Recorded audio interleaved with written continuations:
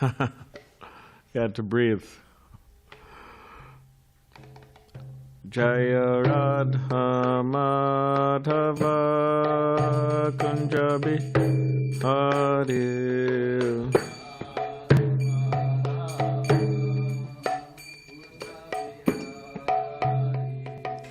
Radha Madhava Kunja Bihari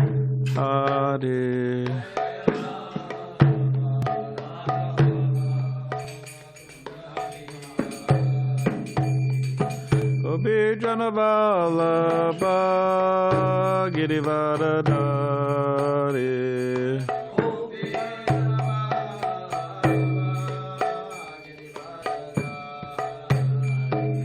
Gopi Janavalabha Girivaradari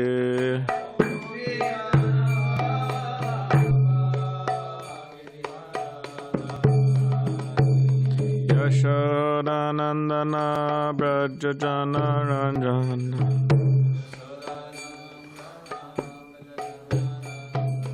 Yashodanandana Brajajana Ranjana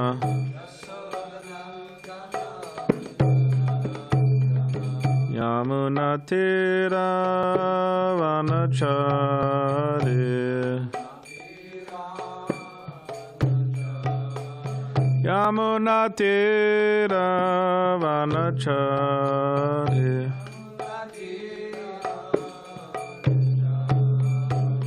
Jaya Radha Madhava Kunja Bihari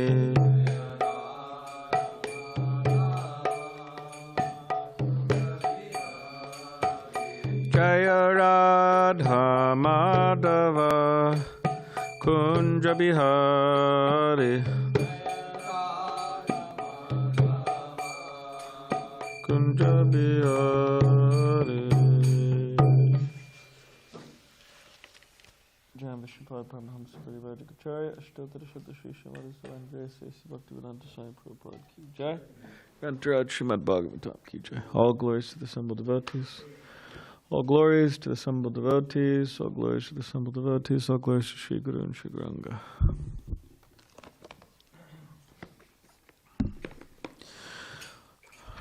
Om Namo Bhagavate Vasudevaya.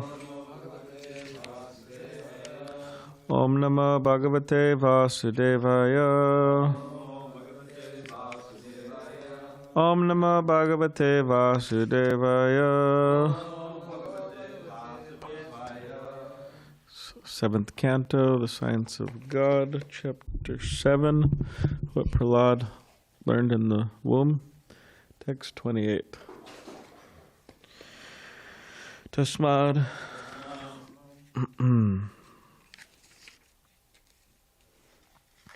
Bhavidbihi Kartavyam Karmanam Trigunatmanam Bija Nirharanam Yogaha Pravaho Paramo Diyaha Tasmad Bhavadbi Kartavyam Karmanam Trigunatmanam Bijanir Haranam Yoga Pravaho Paramodhyaha Tasmad Bhavad Bikartavyam Karmanam Trigunatmanam Bijanir Haranam Yoga Pravaho Paramodhyaha.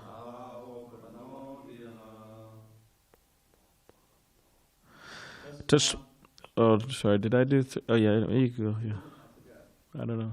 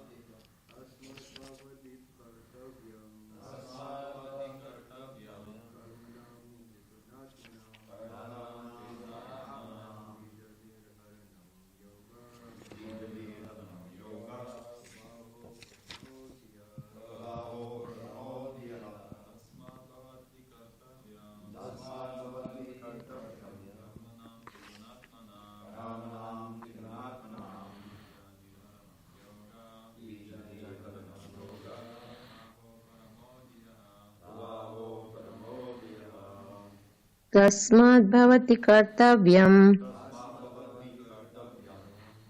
कर्मणां त्रिगुणात्मनाम् बीजनिहरणं योगः प्रवाहो परमो धियः।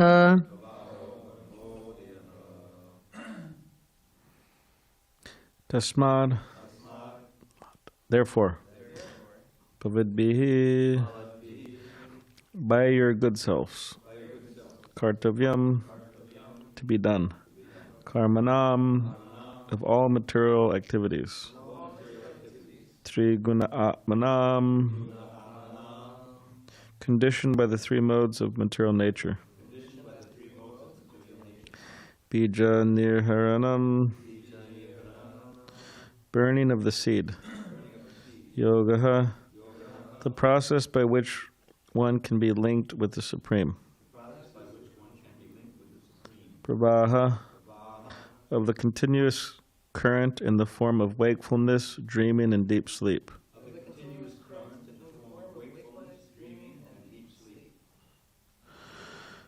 Aparamaha, the cessation. Diyaha, of the intelligence. Translation. Therefore, my dear friends, O sons of the demons, your duty is to take to Krishna consciousness, which can burn the seed of fruitive activities artificially created by the modes of material nature, and stop the flow of the intelligence in wakefulness, dreaming, and deep sleep. In other words, when one takes to Krishna consciousness, his ignorance is immediately dissipated. Purport. This is confirmed in Bhagavad Gita 14:26. Mam chayo vibhicharena bhakti yogena sevate sagunan samatityaitan brahmabhuyaya kopate. One who engages in full devotional service, who does not fall down in any circumstance, at once transcends the modes of material nature and thus comes to the level of Brahman. By the practice of Bhakti Yoga, one immediately comes to the spiritual platform, transcendental to the actions and reactions of the three modes of material nature. The root of ignorance is material consciousness, which must be killed by spiritual consciousness or Krishna consciousness. The word bija nirharanam refers to burning the root cause of material life to ashes. In the Maidani dictionary, yoga is explained by its result. Yoge purvarta sampraptau sangati dhyana yuktishu. When one is put into an awkward position because of ignorance, the process by which one can be freed from this entanglement is called yoga. This is also called liberation. Muktir hitvan yata rupam surupena vivastiti. Mukti means giving up one's position in ignorance or illusion, by which one thinks in a way contrary to his constitutional position. Returning to one's constitutional position is called mukti, and the process by which one does this is called yoga. Thus, yoga is above karma, jnana, and sankhya. Indeed, yoga is the ultimate goal of life. Krishna therefore advised Arjuna to become a yogi, tasmad yogi bhavarjuna. Lord Krishna further advised in Bhagavad Gita that the first-class yogi is he who has come to the platform of devotional service. Yogi nam api sarvesham madgiten nantaratmana.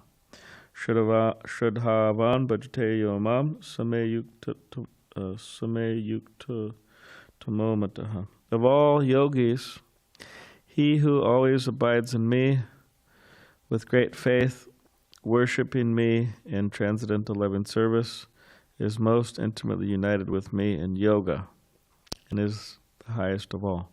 Bhagavad Gita 6:47.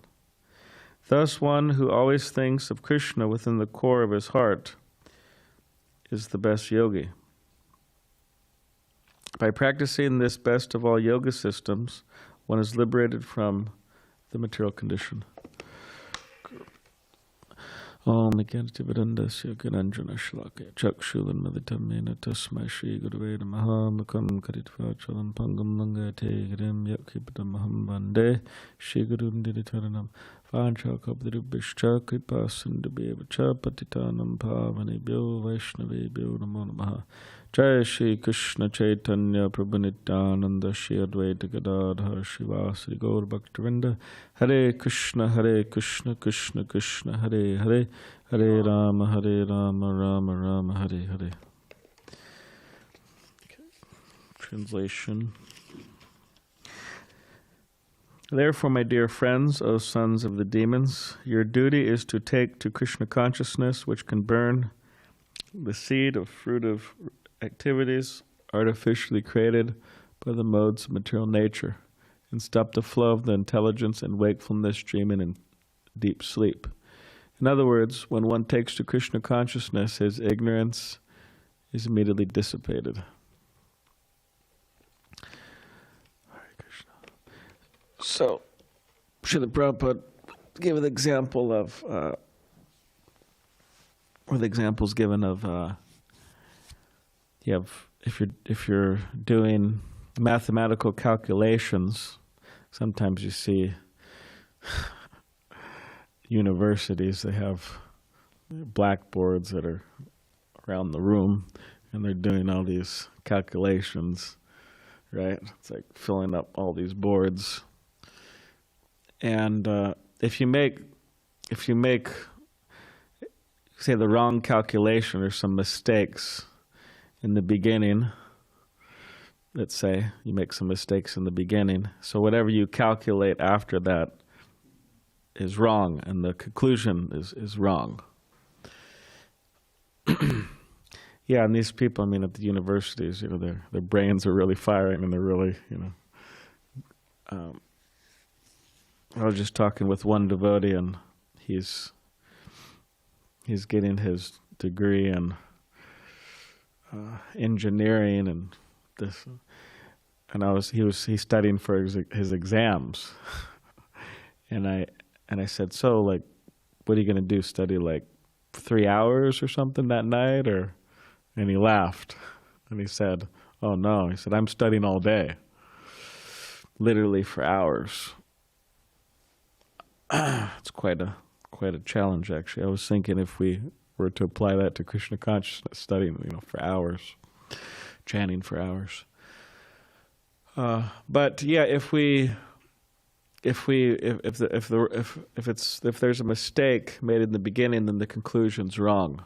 So the idea that Krishna is outlining in the Bhagavad Gita, we're not our bodies, we're the soul. So to not have that proper calculation in the beginning, whatever one does after that is a mistake, because they're basing their whole existence on illusion or on a mistake.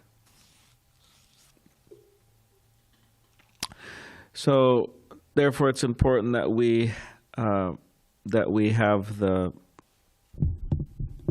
right. Yeah, we don't make mistakes in that way. Misidentify with the body, misidentify with the mind, and that is what it means to come out of darkness into light. It means that we stop identifying with the body and with the mind. And part of stopping to identify with the body and the mind is to stop identifying with the products of the body and the mind. And what are the products of the body and the mind? What do you think are some of the characteristics? What does the body and mind produce? What type of illusions do they produce? Filth. Well, that's true. Yeah, it's easy not to identify with the filth that the body produces. Well, let's say more so with the mind. What does the mind produce? Thoughts? Anxiety? Yeah, the mind produces lust, anger, greed, illusion, all of this is products of the materially contaminated mind. So to come out of darkness into light means to stop identifying with the body. Okay, you could say that's in some ways easy, at least theoretically, right? It's not so easy when you have to experience pain, but in many ways it's easy to understand that and maybe even do that. But then there's identifying with the mind. So we stop identifying with lust, for example, or with anger, or with greed. We just disassociate ourselves. That's not us. It's just some product of illusion. And it's important that we learn how to do that, to disassociate ourselves with illusion and associate ourselves with Krishna. And we do that by devotional service. It's interesting, Srila Prabhupada, he translated bhakti as devotional service. All the scholars would hate that. Because you have two things. You have bhakti, which is generally just defined as like devotion or love. And then you have seva, which is service. They're two different words. But Prabhupada always translated bhakti as devotional service. Service that is done with devotion. So he combined the two words, stressing the point that it's not of course it's about what's the love that's flowing within one's heart. We hope there's something there, right? But it's about that, the bhava, the emotion, the rasa, that's there. But Prabhupada wanted people to have have the proper idea that bhakti means service. There's some action for Krishna. There's action for Krishna, devotional service. And again, it's not just service, because we could do service mechanically. We could do service, right? Rupa Goswami, he warns us about that. He says, Atyahara prayasascha prajalpa niyamagraha janasanga shalayam shadbir bhakti vanashati. Atyahara prayasascha prajalpa niyamagraha utsaha nishchadarya tat karma pavartanat sangatyagat satovrite shadbir bhakti prasidati. He warns us that we shouldn't be doing things mechanically. You could do everything mechanically. You could cook mechanically, you could do puja mechanically, you could distribute books mechanically, you could chant on your beads mechanically, you could clean mechanically, like everything could be done mechanically. And it's interesting because you cannot tell, you don't know what's going on in somebody's mind when they're sweeping. For example, the kitchen. They could be thinking about Krishna, absolutely, right? Completely absorbed in Krishna consciousness, hearing kirtan or whatever. Or they could be thinking about something else, millions of other things. There was one time, there was a brahmachari, he was sweeping in the LA temple, the kitchen. And then all of a sudden, Savas Prabhu was nearby, and our friend Ananda Tirtha Maharaj Mahatattva, so this brahmachari was sweeping, and then all of a sudden this brahmachari just slams the broom on the ground. And then Tirtha Maharaj, looks at Savas, like, what was that? Because he looked all peaceful, and all of a sudden he just slammed the broom on the ground. And then Savas, he wasn't surprised. But Mahatattva, he was surprised. What is this? And the Savas said, oh, that's just lust. Some frustrated desire or whatever, just anger, just lust. So we don't know what's going on in people's minds when they're waving incense or sweeping floor or chanting or whatever. So mechanically means they're just we're doing it, the external movements are there, but we're not as Krishna conscious, or we're not actively trying to think of Krishna or be Krishna conscious. Or in some cases, people even resent it. Like, why am I doing this? So the idea is we want to, the body needs to be engaged, but also the mind. It's important to engage the mind. And therefore we have kirtan, right? We listen to kirtans while we're doing our service. We chant. We try to pray while we're doing our services. There's so many different ways we try to express our internal devotion to Krishna while we're doing our service. We're trying to do things nicely for the pleasure of Krishna. We have that in our mind. Not that, okay, I got the 16 rounds box, check. I got this service check, that service, okay, it's all checked. Of course, it's important to check the boxes, but we have to simultaneously try to cultivate our devotion while we're doing that. So, so devotional service. And one who engages in devotional service, they'll learn gradually how to disassociate their mind from illusion, and they'll become transcendental to the modes of material nature. In other words, they won't fall into the general traps that people fall into in this world, the traps of illusion, the trap of the mode of goodness, the trap of the mode of passion, the trap of the mode of ignorance. One doesn't fall into any of that illusion. But they come to the spiritual platform, transcendental to the modes of material nature. The process for this is yoga. And again, yoga means, it's similar as devotional service, but it means to connect. We want to reconnect ourselves to Krishna with loving devotion. And therefore, this yoga is the ultimate goal of life. And Krishna advised Arjuna, therefore, to become a yogi. It's not the perfection of life to become a karmi. But Kevin, he used to have one dog. The dog died, ran into the street, died, got hit by a car. But I don't know if this is true, but he said he named his dog Karmi. It's like Karmi dog. Anyways.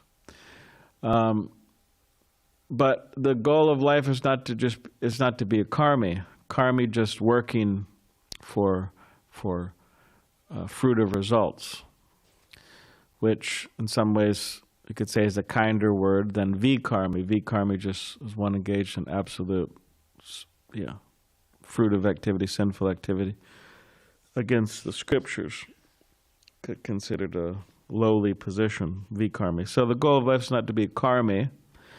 The goal of life is not to be a, say, mystic yogi, or there's so many things that could be our goal.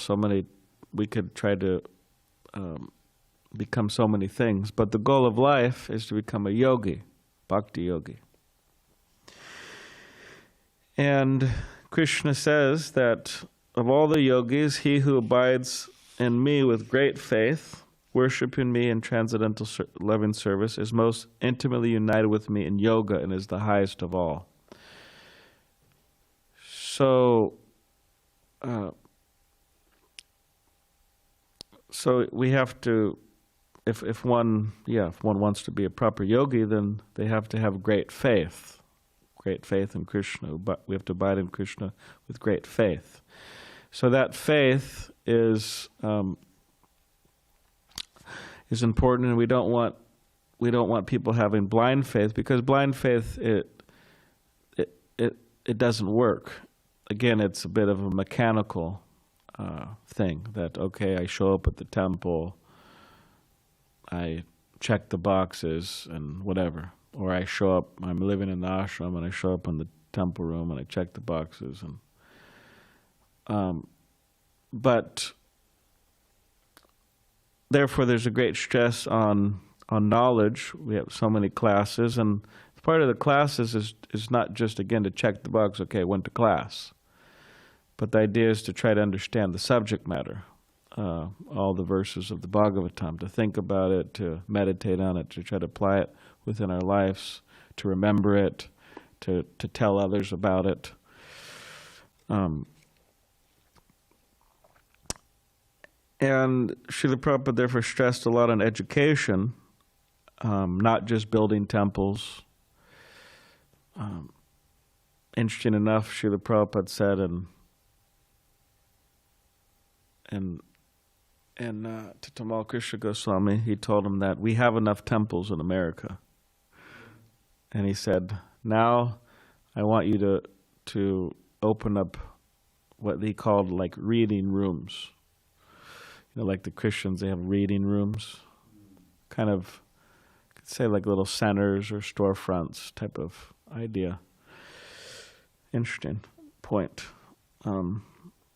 But of course, one may build beautiful temples for Krishna, and it's happening all over the world, as we mentioned the other day.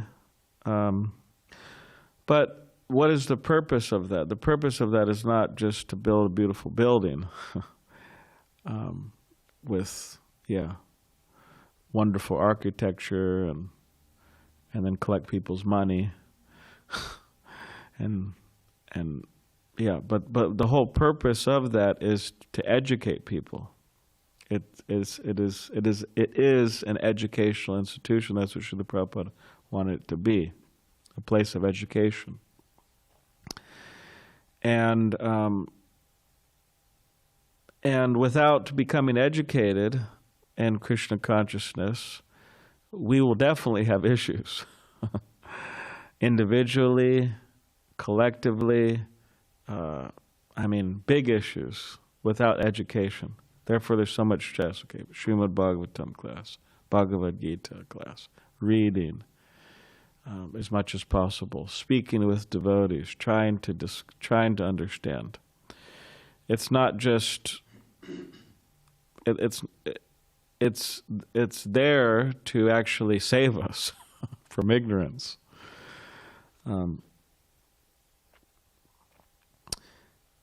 So that faith will develop, and we'll be able to continue very nicely because we're convinced.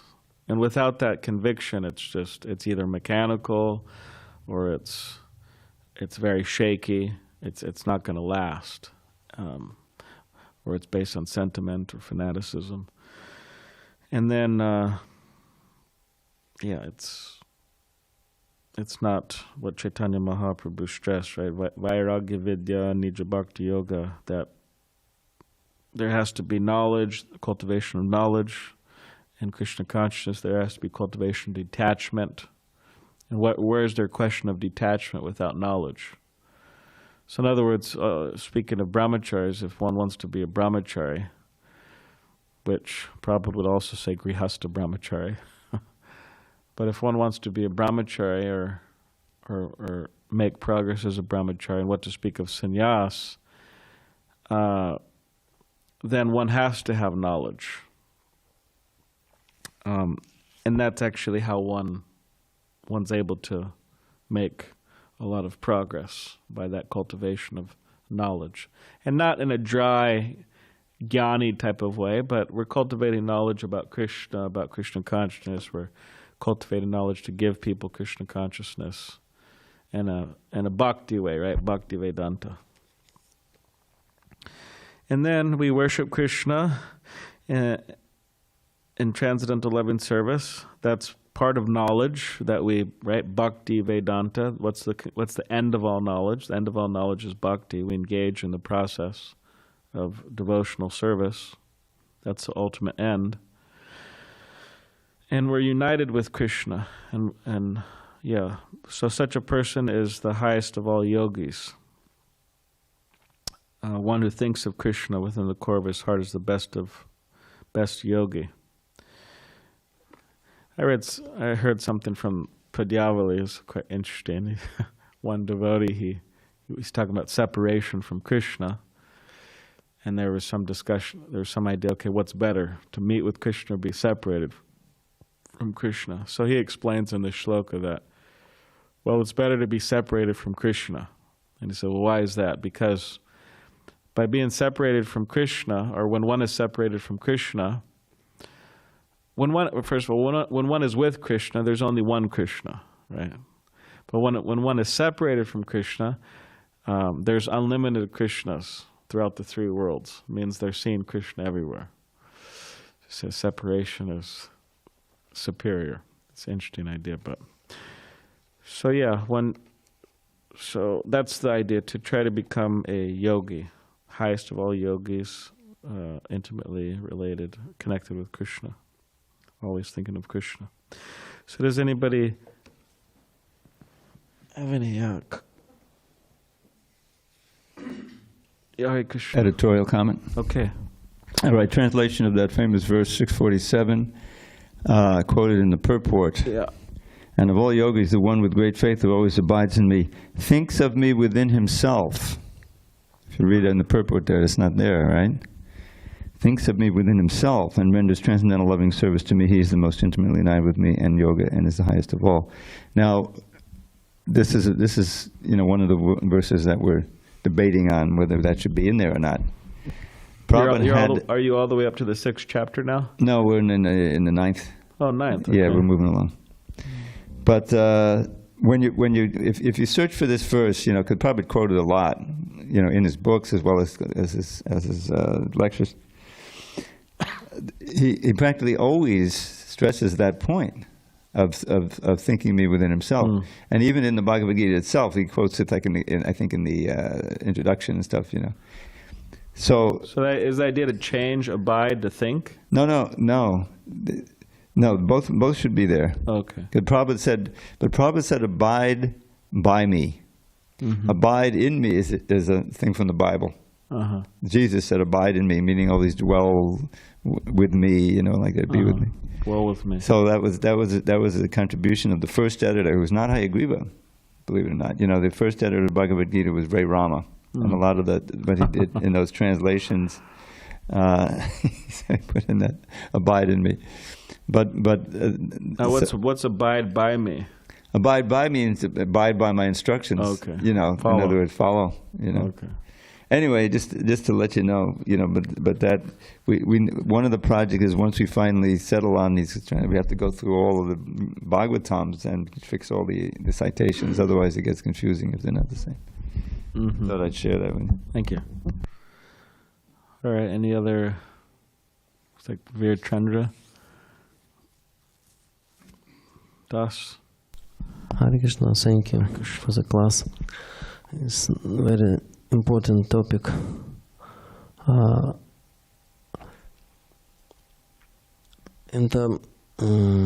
This to do everything conscious way is very difficult, and when we do some service and our mind, how to say, deviate. Yeah. He go to all universe. Yeah, it takes a tour of the universe. Yeah, but yoga means concentrate. Make dealing. Yoga deals with mind, and if our mind not engaged, there's no yoga. Yeah. Like you try to make list what mind functions of mind, and so how understand that Srila Prabhupada explains many times almost everywhere that to control mind we should chant. Mm-hmm. And but also if we chant without, how to say, we chant mechanically, is almost nothing.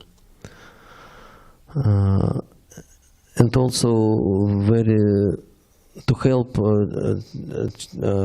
chant when we chant together, Because of if I this alone practice avoided, Yeah. or, how to say, prohibited in this age even, and what this when we chant together, then we can be, how to say, even if my mind deviated, but I see everyone chant. Yeah. Yeah, there's it's some- inspire me. It's also chant. Some pressure. Yeah. But if I alone, his mind and finish that, it's like this. We how to say, follow these beats and like you gave example of The broom. brahmachari. Yeah. And so other side is we have everyone have some free will, and Krishna not how to say, no, he not violent. This Forcing. Yeah. And where is the balance when we try to accept this process of surrendering? Because of surrendering is complete dependence of object of surrendering. But we can now, and we try to do it. And where is balance? How to make this surrendering, to accept this process. Yeah. Yeah, definitely chanting with others, like you're mentioning, and it's very important. Just like if you chant with others in kirtan, I mean, that's what it means, right? Sankirtan. Yeah, and japa also. Japa and sankirtan, but it helps, especially with kirtan, because you have the mridanga and kartals and other instruments, and you have so many voices, and it's a collective experience calling out to Krishna. And of course, one could always forget. They could be in the midst of a kirtan and not be thinking of Krishna, or be an illusion.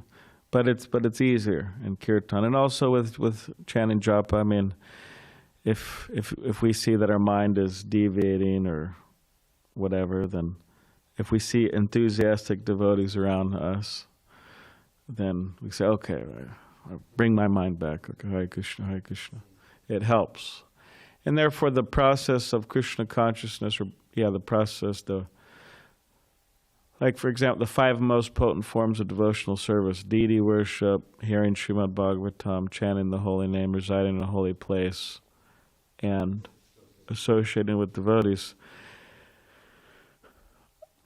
If we analyze hearing the Bhagavatam and chanting the holy name, these processes, they come to life in the association with, of course they're always living, but in a sense they come to life in the association of devotees. They become more powerful. And one is actually able to gain entrance into the power of those processes in the association of devotees. Otherwise, they're actually not. Of course, there's a possibility, but it's not as powerful, to say the least. Just like if you hear Bhagavatam class, like it says you shouldn't hear from a non-devotee.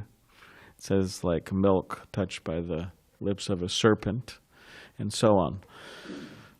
So they come to life in the association of devotees. And I remember my spiritual master, he said he was in the Yamuna and he was chanting his Gayatri, his eyes closed, and then he was especially feeling some special mercy at that time. And Bibi Govinda Swami, Bhakti Bringa Govinda Swami, he was next to him. He was also chanting his Gayatri. So then my spiritual master said he was chanting, and he was experiencing some special mercy. And then all of a sudden it kind of, you could say it went away, like the experience. And then he opened his eyes and he saw that Bibi Govinda Swami was walking out of the Yamuna, and he was relating how he felt he was had that special experience at that time, chanting Gayatri, because he was associating, with Bibi Govinda Swami, who was there also chanting. So yeah, that's there. In terms of surrender, I mean, we have to practice. You could say, I'm not surrendered. Well, we could practice. That's what we're doing, right? Sadhana bhakti. We're practicing. We're engaging in the different processes of devotional service, and we're trying to surrender. Or you could say we're practicing surrender. And there's plenty of opportunities, to practice surrender. Right? Like go out on book distribution. You could say, well, I'm not surrendered. Okay, well, go out and practice. You have to practice. What does it mean? Okay, well, I'm going to pray to Krishna, surrender. I'm going to try to give people books. So all of the things we're doing, we're being trained in the surrendering process. And then eventually, we're surrendered. But of course, we have to stay surrendered, right? Because you could take it back. So we have to come to the point of staying surrendered. You had something, Govardhan? Thank you, Balaramji. Thank you. There was a class by His Grace Rajendra Nandini Prabhu, and he was talking about this. A devotee was asking, what if I don't feel enthusiastic, enlivened, during kirtan? And he used this example, if you move your feet, the body moves, Yeah. So he said, just start off with that, start moving your feet, and then eventually you will start dancing. Another thing I wanted to say was when I first started coming to the temple, a great acharya, Kanai Balai, he told me something. He said, fake it till you make it, And so I was always thinking about that. And what would be your comment on that? Comment on fake it till you make it? Like if you're not enthusiastic, but you want to continue devotional service. Well, I mean, it's a type of terminology. I mean, it's a saying, right? It's a common saying, okay, fake it till you make it. Now, some devotees, they don't like it, that saying, because it's like, what do you mean fake? Like, it sounds like you're just faking it, like it's just like a whole show until you actually make it. But, I mean, if we see it from a particular standpoint of view, it makes sense. And in the sense, I always think about, when I hear this, I think about Vishnu John Swami, and how he was very enthusiastic in kirtan. Of course, sometimes you wonder, because you hear devotees, they used to go out on Harinam so many hours in a day, right? 10 hours or 8 hours or 3 hours. And you sometimes wonder, how did they do that? We go out for an hour, and we go out for 2 hours, and everybody's kind of. But one thing is that I was thinking that if you have a lot of devotees, you have a good number of devotees, people take turns. Somebody gets tired singing, okay, somebody else sings, or somebody gets tired of playing mridanga, somebody else plays mridanga. And this way you kind of like share the things that take a lot of energy. You could go out longer, right? Now, of course, that general logic's there, but Vishnu John Swami, he would personally be playing the mridanga for a very long time, and also singing for a very long time, both at the same time. So he was quite enthusiastic, a lot of energy. And so I think about him and how I heard that he said, someone asked him about being enthusiastic, and he says, well, to tell you the truth, I'm not always enthusiastic. Because you would think, okay, Vishnu John Swami, he's always enthusiastic. It sure does look like that. But he says, to tell you the truth, I'm not always enthusiastic. But I just act enthusiastic. And then when the devotees, they see me acting enthusiastic, then they become enthusiastic. And then when I see them enthusiastic, then I really become enthusiastic. So it's like in that sense, that you don't want to fake it in a cheap way, because when you think of fake, it seems like cheap. You're just like faking it, like a cheap thing, until, oh, hopefully, eventually I make it, But in the sense of like, all right, well, I'm not really feel enthusiastic, but I'm just gonna act enthusiastic. You just like put up your arms and, you know, move your legs, and then gradually your enthusiasm, it helps, you know, uplift, and then yeah. Yes, Trivita Prabhu, and then Trivita Prabhu, and then Victor. Oh, you could. When you read the Chaitanya Charitamrita, you know, well, first let me go back. This is a phrase that was common in the 60s among the hippie crowd, you know, which I hung out with a little bit. And it's, you may have heard it, it's called contact high. Contact high, you know, there's not enough marijuana to go out for everyone. Just sit in the room and everyone will get high. You also get high. Sit in the smoky room. Yeah. So, you know, fake it till you make it is also like, that's not such a nice way of doing it, you know, saying it. But that's really the same idea. And I remember when you mentioned that, I kept thinking of Tirtha Maharaj. He would always use that a lot, you know. And it. Oh, he would use fake it till you make it. Yeah, I remember him saying that quite a bit. Yeah. But anyway, think about, you know, how Lord Chaitanya, you know, spread the Sankirtan movement. He himself would, you know, travel alone in South India. You know, he was traveling, and by people seeing him, they would become infused with enthusiasm to dance and chant, and they become ecstatic. And of course, he's God, he's Krishna, he's, you know, Lord Chaitanya. But the same principle really is going on, and this is why the Sankirtan process is the Yuga Dharma, because everybody's walking around in the modes of passion and ignorance, you know. And it can't really, the intellectual part of it, the knowledge is essential, but really just as Prabhupada started, he started a movement. You had kirtan and then class, right? You always have the kirtan in the class. So people who would hear the kirtan, their minds are all over the place. They're thinking, well, this is a far out process. Well, what am I feeling here? You know, because the holy name is so potent, and of course the chanter is so potent. And then from that blip of experience, you know, and the minds are going after it, then they're a little bit open to hear the philosophy, to you know, and Prabhupada is pouring out, you know, and just his association and the content, what he's speaking, and that's how you get a foothold in devotional service, is that you experience something, and you know, part of that experience, of course, is prasadam, which is also spiritual and very purifying, and so. It does involve showing up, you know, and being there and exposing itself to everything, the hearing and the chanting and seeing the deities. Yes, if you want to, your mind can be a million miles away.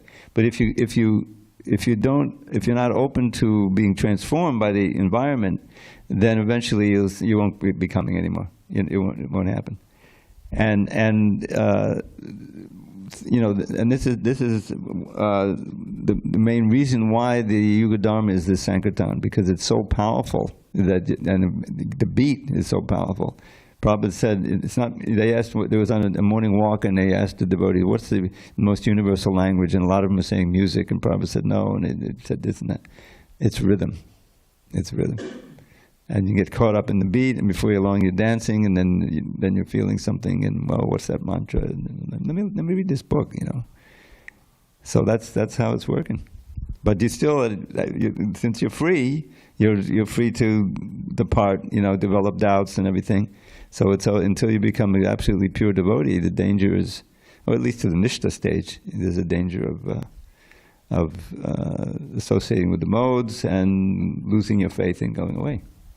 But the process is always there. If you're ready to take part in it, even if your mind is not completely pure, then you'll be transformed. Thank you. Good, Chandra? I try to remember to find his quote, but I try to speak my words because I didn't find. That Srila Prabhupada said that when we go to Harinam, maybe something like preaching outside, and he said that people attract by our enthusiasm, but if no enthusiasm, they not interact. Yeah. So this of course, very you have to be very enthusiastic Same with book distribution, Harinam. You have to, and I'm part of enthusiasm. I mean, you have to be happy what you're doing, what you're engaging in. That's part of it, being enthusiastic. If somebody's sitting there like Navina Nirada Prabhu, and he was here. It was nice when he visited. He visited here for some days. Anyways, he gave me, it seems that what he does when he goes to temples, he gives some feedback, at the end. So he gave me some feedback about what he thought could be improved and this and that. And there were good points, and we've added some of those. Like he wanted someone at a table, like a greeter. So you got Mukunda out there, he's greeting people, and he mentioned some other things. But he did like the prasadam. He said, "Oh, very good prasadam here," and which is interesting because he talked to me about other places, and he was a bit critical, in the sense of other places. But he liked the prasadam here. So, anyways, but he was saying that when you're out on book distribution, it's important that you're enthusiastic, you're Krishna. Of course, what does it mean to be enthusiastic? Ultimately, it means to be Krishna conscious. Right, Krishna consciousness, you're enthusiastic. So he was saying that it's important that devotees are Krishna conscious while they're distributing books, enthusiastic, because you'll pass the book to somebody, and then Navina Nirada was saying that the person will look at the book, and then they'll look at you, and then they'll look at the book, and then they'll look at you. And if you're not matching what the book is talking about, like, peace and happiness and this and that, so many positive things, they'll say, "Oh, no, that's all right, I'll pass." So in other words, instead of distributing, so he was making the point, like, what are you distributing? And Parameshwara Prabhu would also make this point. What are you distributing? Are you distributing Krishna consciousness? Means, are you Krishna conscious? Are you distributing that? Or are you distributing other things? Papers. Huh? Papers. Huh? Being paper. Yeah, paper. Book, but without inside. Yeah, specifically says what were you distributing, like your lust, your anger, your greed, your illusion, your like that. That's like a lot of these, unfortunately, these Christian preachers. What are they distributing? I mean, it's a perfect example, actually. What are they distributing out there? They're distributing their anger. Got the guy with the big sign, and God hates everybody besides me. So it's of course, some devotees aren't, for different reasons, skilled in book distribution. They may be very Krishna conscious, but they're not skilled in book distribution. But these are some interesting points. You had something, Victor? So you mentioned about education, and like there's different types of education. There's spiritual education, emotional, physical. So one of the things that like I hear a lot is that there'll be like physical questions or about like my emotional state, and it all reverts back to the spiritual teachings. So it's like, well, I'm depressed, and I hear, well, chant. And like, yes, that's a good thing, but also how do I actively in my physical body to help to like mediate this emotional process? Or like the physical aspect, like if I'm going to be healthy, I need to eat healthy foods. Like, yes, it's prasadam, but if we're just having like potatoes all the time, there's no nutritional content in potatoes. Like you need the potatoes are hearing that right now. They're offended. Well, that's what I mean. But you need also other things to go along with the potatoes. So it's not just the one I hope so. aspect that to like live a healthy life. You need to have, this mental, this physical, this emotional, and the spiritual. So like Prabhupada mentioned about each temple should be self-sufficient. So having their own farms, growing its own food, not necessarily relying on grocery stores. So like where is like there is a farm that's connected to this temple, but as far as like the education on how to grow your own food, how to propagate your own seeds, how to like can and preserve your food so that when the winter comes you have tons of tomatoes and you don't necessarily have to spend $300, $400, $500 a week on food when that can go to like fixing the place. I mean, therefore you have Srila Prabhupada stressing what is called Varnashram Dharma. So which a big part of that, if not, huge part of that is, farms, cow protection, growing food. So that's part of Prabhupada's plan and his system. when he was leaving, he said 50% of his work wasn't done, and that was Varnashram, which again is done a lot with farming and cow protection and so on. So, and yeah, like you said, of course, it's not just, okay, well, I'm depressed, well, chant Hare Krishna. Well, maybe you need to do other things. Meaning there's a lot, so much of what we do is actually like living a life in the mode of goodness. That actually helps us, chant Hare Krishna properly, actually, how we live. So yeah, there's a lot of different elements that go into, and Krishna speaks about that in the Bhagavad Gita, that one should not eat too much or eat too little, sleep too much, sleep too little, and they should be balanced in their recreation and work and so on, and mitigate all the miseries of material existence. So there is talk about that. It's a big topic, starting farm or varnashram and so on, but it is one of Srila Prabhupada's desires, and devotees are working in that way throughout the world, although many are saying too slow. They're working, but not in a fast fashion, because it's already been 50 years and there hasn't been a lot of progress made. But anyways, I'm hoping that we could do more up at our farm personally. We're building a temple there, so that it's a whole nother dynamic, and I'm hoping there's a whole community that develops up there with more successful, there's something going on there, but more successful production of food, and more protection of cows and so on. So it is part of the plan. All right. Did you have a last? It's a pretty simple question. In the beginning of the translation, it said, "One who comes to Krishna consciousness, the ignorance is dissipated." And then I've been trying to think about it lately. It's like, how does Krishna give you intelligence, actually? Like, in what way? Like, is it through the agent of like Saraswati, or is it like you just is in your heart? It just kind of inspires you. Yeah, we get intelligence, or Krishna inspires us within our heart, right? That Krishna gives us remembrance, forgetfulness, knowledge. He gives it to us within our heart. There's also the Shastra, that's one. We have the scripture, we have sadhus, saintly persons, we have our gurus, right? So these are the different ways in which Krishna gives us intelligence, in which our lives are guided. But yeah, it's personally. And sometimes directly and sometimes indirectly. But if we want to claim it's directly, we always have to check with Shastra and sadhus and see if it might not be directly. We should be thinking that, so you have to be careful. All right, Grantaraj Srimad Bhagavatam ki jai.